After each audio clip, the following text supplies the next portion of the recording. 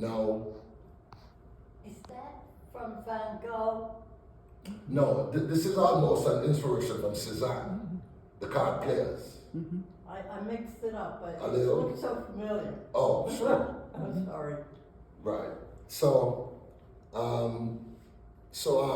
that combination of me using all of that to express myself and incorporate that in my work is where I'm actually taking it to that level.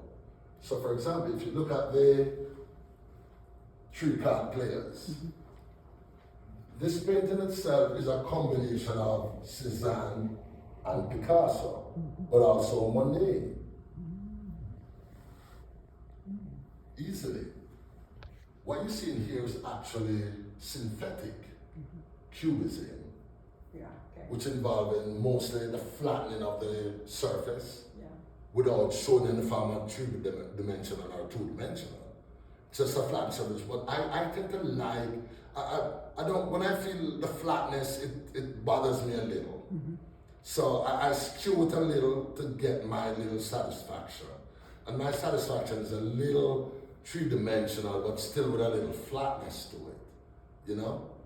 Then I would incorporate the physical feature, one of the physical element of the piece. In this case, it's the cards. And that now takes synthetic cubism to a different level now. Because other than just flattening and the Cezanne style of cubism of the twisting of the face and the views, the different nose, the way in which the nose is shaped, the way in which each person is looking at each person.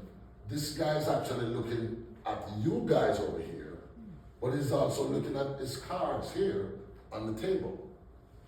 This guy's looking at him over here, or someone over here, but he's also looking down at his cards. This kid, same thing.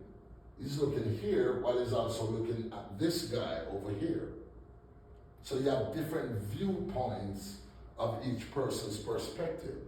So incorporating all of that in one is how I see myself evolving and to make my mark regarding going forward with modern art.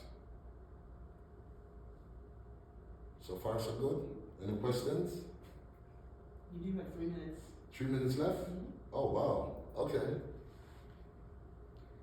I really like your use of the cards, the three-dimensional cards on the screen, on the painting. It's On just the very painting. neat. Yeah. Thank you. Walk us through the pieces on the left. On this Yes, yes. Okay. So this is Dr. King in his jail cell.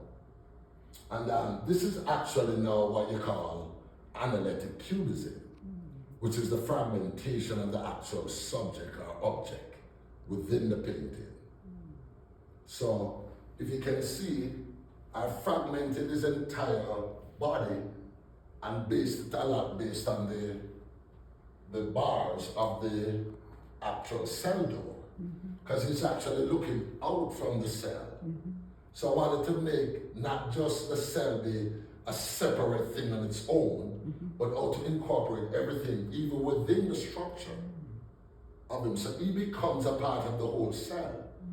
Because you see, the beauty again about modern art and cubism in this case is how you incorporate everything to make it one. And that's the key thing. Once everything becomes one, which is really impressionism, that oneness, there's a famous term that Sargent uses where he says, when you're painting a portrait, the background and the face must be the exact same color. And if you follow that style, it's so beautiful because it can't go wrong because the background is exactly what the face is and you're bringing out that face from the background. What I find, I'm sorry. When I look at your paintings, I see that the composition is fantastic. Thank you. Okay, that's what my parents taught me. They were both studied art, and when we lived in New York City, we used to go to the Metropolitan Museum. We used to go to the Museum of Modern Art and Right. everything, and my mother would say, oh, the composition is not very good in this Right. painting, you know, but this is fantastic. Thank you very And much. for my parents, the composition was the most important thing. Thank you, thank you. For my compositions, I use two types. I use the Fibonacci method, which is 5/8, and I sometimes use just a general third. Yeah. But I find the thirds work better with squares than the Fibonacci method. But I usually compose like that because I find that it doesn't matter what people says. In art, you're sometimes like a math teacher. Because many times before I put anything down, I'm measuring and I'm marking things to get my squares and my things right, so that when you look at it, you feel at rest. Just an extension of my question. What is it I'm seeing in the background? For example, above his head, what's there? This, Yes. that's his shadow. And at the bottom, under the gem. This Yes. is pair of shoes. Interesting. The shadow looks You like had a to bird's tell me wing. they were shoes, and now I see. Now you see that it's shoes. Now I see their shoes. Now Even when you come back next week Yeah. and look, you're gonna find something that you didn't see today. Yeah, I yeah. didn't see it. No. Now the second thing has to do with the hanging of the piece. Right. It's almost as if the shadow that's coming off is an extension. Was that deliberate? Yeah. Yeah. That's fascinating how you did that. Yeah. How you hung it to give kind of an extension. Lorraine gave it that kind of a lighting Yeah. to give it the effect. Right. It's beautiful. Because it's like a shadow there on the edge, Right. but then it extends out. And the onto beauty the too, wall. I paint on all four sides. Yeah, So I carry on. Right. I don't leave you hanging here. right, Because most of my work, if you look from the side, right. you still have that three-dimensional view. That's right. Yeah. That's right. And when you do that, the person feel like the painting is not just a painting on a wall, Right. but it's like something to go into. Exactly. Yeah. Yeah, it becomes a 3D piece. Right. Right, And I right. learned that from Claude Monet. Yeah. Yeah. I don't want to be a hog, but just one No, other question you're here. fine. Yeah, one other question is about the card player's piece that's on the Self-portrait. yeah. What was the what do you these are older gentlemen. What was the inspiration for that piece? You know who's the gentleman? The gentleman, is that right? That's me. That's you. This is called the three card player's self-portrait. Got it. So this is me playing cards with myself. Oh my God. A self-portrait. Self-portrait. Oh my goodness. So that's me playing cards with myself. That's fun. That's fun. I like that. Sharon has a question. You know, it's kind of silly, and I asked you this the other day, where are they playing? You asked me, what did I think? So over there, is he playing solitaire? Yes. He really is. I'm still working on the other, trying to figure out what are they playing. This I was in a poker frame of mind. Yeah. And Terry kind of helped me Yeah. get the poker thing together. Yeah. But if you play poker, I think this may stand out That's right. easier to you than that one. My dad would recognize the poker players. Yeah. Because when I was putting those cards and I said to Terry, show me what a poker hand would look like. Yes. And then she told me, and then I started compiling my I like that. cards. Self-portrait playing solitaire. Yeah. And that's the three card players inspired by Cezanne, which that's also inspiration from Cezanne. Yeah. And you know. can see the cubism in the background as Right. well. That's right. You see? That's the kind of mixture I show you. Like, That's right. I'm keeping it real, but at the same time, I'm giving you still a taste of straight geometric. That's right. As they're serving the drinks. Right. Very nice. I have a question, Errol. Why do we create multiples of like the same painting? Good question. Good question. Sometimes it really depends on the story I'm trying to. Okay. Portrait. So for like an example, those two. Right. I couldn't get enough of myself doing one. I had to do two. And I think I'm gonna maybe I may continue, I mean, I will continue the series. I may not necessarily have more like these, but still within the same realm of the disaster. But the multiple really depends sometimes on what I'm trying to get at in that particular story. Yeah. I used to do that with some of my landscapes where I would paint like winter, summer, bright sunlight, early morning, late afternoon. I would do some of those, especially with my landscapes.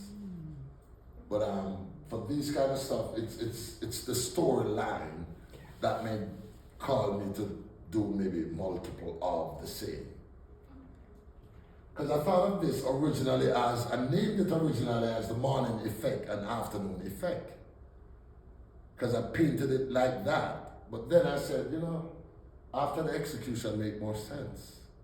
Because before the execution, after the execution, make more sense. And that's how that came about. Your medium, you refer to it as canvas wrap? Gallery wrap. Gallery wrap. Explain that. That's 2-inch thick of the canvas. The thickness, Got it. that's the gallery wrap. Got it. And that's what museums want. Yeah. So when you're painting gallery wrap, museums will accept your work rather than just a half-inch or a 1-inch. Because these you don't have to frame. You can hang it just as it is. Yeah. Or if you decide to put a frame, just put the frame on the side. But don't undo it from the board. Because it's built into the board. Interesting. So you'd have to actually cut the canvas off to get it off. What is your formal training? I went to Wolmer's High School for boys. I did art in school. And I read. I watched a few videos when YouTube came in. And I watched a little of Bob Ross. And well, a lot of Bob Ross. But most of it was reading on my own. Never been to any academical school for art. So do you classify yourself as a self-taught artist? No, I rather said I'm an artist from creation. Ooh. I like that. I've been painting from I was in my mother's womb. A nice play on words. I like that. Yeah, I'd rather say that because Yes. There's a negative interpretation. yes, That's self-taught to me, I don't know. It has its thing, but it's not for me. I'm an artist from creation. That's it. Excuse me. You're not the only one. Okay, I good. think Franco was, Right. didn't study. Yeah. I mean, a lot of those artists in the past never had an academic training. They just do things. I mean, money used to burn tons of canvas in his backyard. Literally burned it because he's not happy with the result. You know? So it leaves up to one's own thing, what they, you know, choose. Degas was never satisfied with his. Hardly. No. And money even more so. He was more obsessed with retouching all the time. All the time. And spoil some of them while doing that. You know? And found it hard to let go of the painting. That's right. Yeah, and I kind of have a little of that myself too. Most artists does. You know, because some work you want to just hold on to it. Yeah. It's like you can't, you know. But I rather the world have it so that they can share it and talk about it. The question I asked. Yes. Yes. Okay, so that question, I would have given this one, Okay. this one, and this one before the execution. Yes. I couldn't get enough of it. I could still work on it now. Yes. I could still continue working on that painting right now. Oh, I think it's perfect. I know. Thank you. Thank you. My wife tells me all the time. She said, "Is it done? Can you just leave it? Can you leave it, sweetheart? It's finished." That's I right. said, "But The just composition is fantastic. yeah, she's my best critic. Yes, Terry, that's why I love her so much. how you do this? It's fun. It's actually fun because it's time away. Yeah. Go A do lot of it. times the way it sounds like. Are you an artist as well, too? No, absolutely not. What- You what's prefer the critic role. Yes. Okay. Yeah. Yeah. You Yeah, critique. she's I can my go best into a critic. room. I can go into a room and walk right through it, and he's stopping looking at something. I didn't even notice there was a painting on the wall. You know, you go to a hotel or something, Yeah. and he'll tell me that there's 4 paintings in there, and I walk right through. I know folks like that. Yeah. After a while, you develop that eye where everything you see, there's a painting within. That's right. Always. I like that expression. It's so Everything amazing. you see, that there's a painting within. that's how you live now as an artist, especially when you're really into your craft and you love it. Because Monet would say the painting starts in your head before you put it on the canvas. He said if you're sleeping at night and it's 2 a.m. and your mind said, put that stroke right here, get up now out of your bed, go down the stroke and put the stroke. Sounds it's like true. my father. Yes, it's true because that stroke will not be the same when you wake up in the morning. Interesting. It's gonna be different. So when you get those visions in your mind of what you think it's going to look like in the end, how often does it actually look like that in the end, or does it take on a life of its own as you're Always painting? take on its own. Yeah. Yeah, it's never the same. That's why I hardly do like a road map. It's hard because now I'm confined in myself. I want to be Yeah. open. You know, I want to be able to make mistakes and correct it. Because sometimes that correction is the best stroke. And it's what makes the painting. And you go, yes! I did it. Without doing anything more than trying to correct something. You know? But when you're confined, it's too much. So what I do generally, I would figure out the subject. Like when I started thinking of the asylum, I started saying, okay, do I just want crazy people? Or people with mental challenges? Or do I want it to have a purpose? So what I decided, instead of just painting people and said, oh, they're just mentally challenged, ill. No, everybody has a story. Everybody has a story. She's suffering from maybe depression. She's suffering from maybe PST. Somebody's suffering from something. So I incorporate all the various forms of mental stress that people experience and put each on what I think that character represents. So Some people have mental stress and they look perfectly normal, Fine. Exactly. perfectly fine. Yeah, yeah. Is that person on the wall there?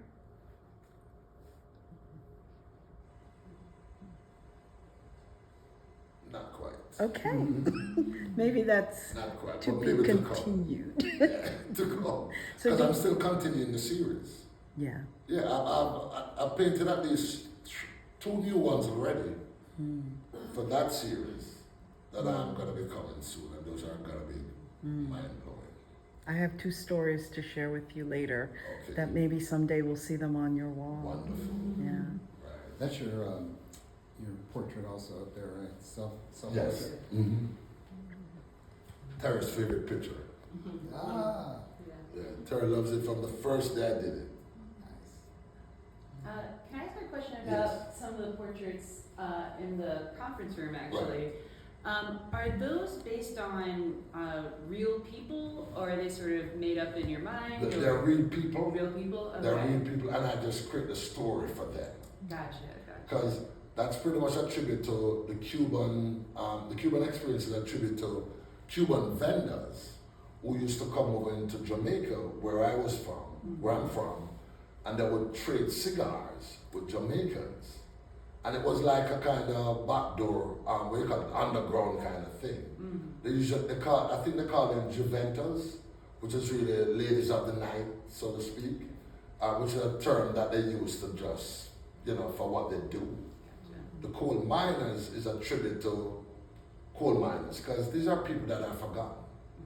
You know, have the risky set of jobs, and the only time you hear about a coal miner, for example, is when? Exactly. That's the only time.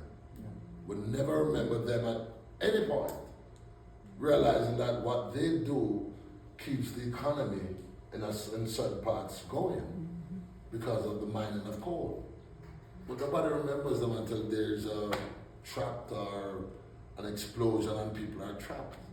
So I'm trying to get those voices out there.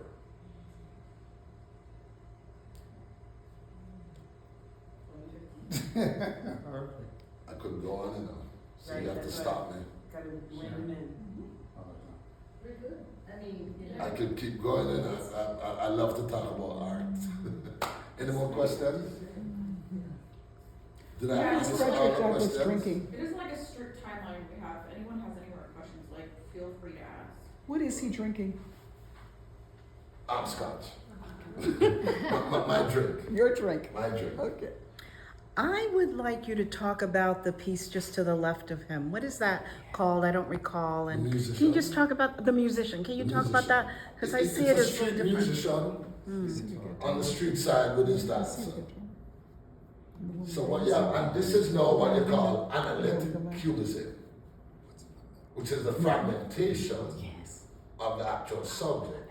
So you have the dancer, you have his combo drums right here, and I was gonna add more instruments, but it started becoming crowded, so I eliminate those. Right.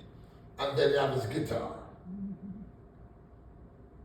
And the rest is just background and atmosphere. He's a street musician. A street musician. Oh, yeah, I know that. Just like Jerry inside here. Jerry the musician, he's also a street musician from DC. Nice. So they go out and they put their little thing down and collect some tips and go. And this is straight analytic. The geometric shape of the face, because he's looking here and he's looking here. She's looking at him and she's looking here at the same time. And you have the full shape itself. And if you notice, it's all flattened. See? So even though I'm mixing analytic, I'm also bringing in a little synthetic too, by giving it a flatness. Because I realized if I made it three-dimensional, it wouldn't give me the effect I wanted. So I flattened him, but gave her the three-dimensional, but kept him flat. As my father would say, the most important thing is the composition. Yeah. Once again. Because if it's not there, then it's nothing. Yeah. Did I answer your question, Anne? Thank you, yes. Okay. I have a question. I think that I would love to hear about the two sides of Lincoln. Okay. And actually the material that you found it on. Right. And the concept of it. Okay. It's printed on wood, and it's oils. And when I first saw, I've always admired Lincoln's features. I like his bone structure of his face, and I've always wanted to paint it, but I've never gotten the vibe and the feel. Then when I started doing the modern art series, I said, because the first reading of the modern art series was the Frederick Douglass. And then I decided, okay, you know what? Let me start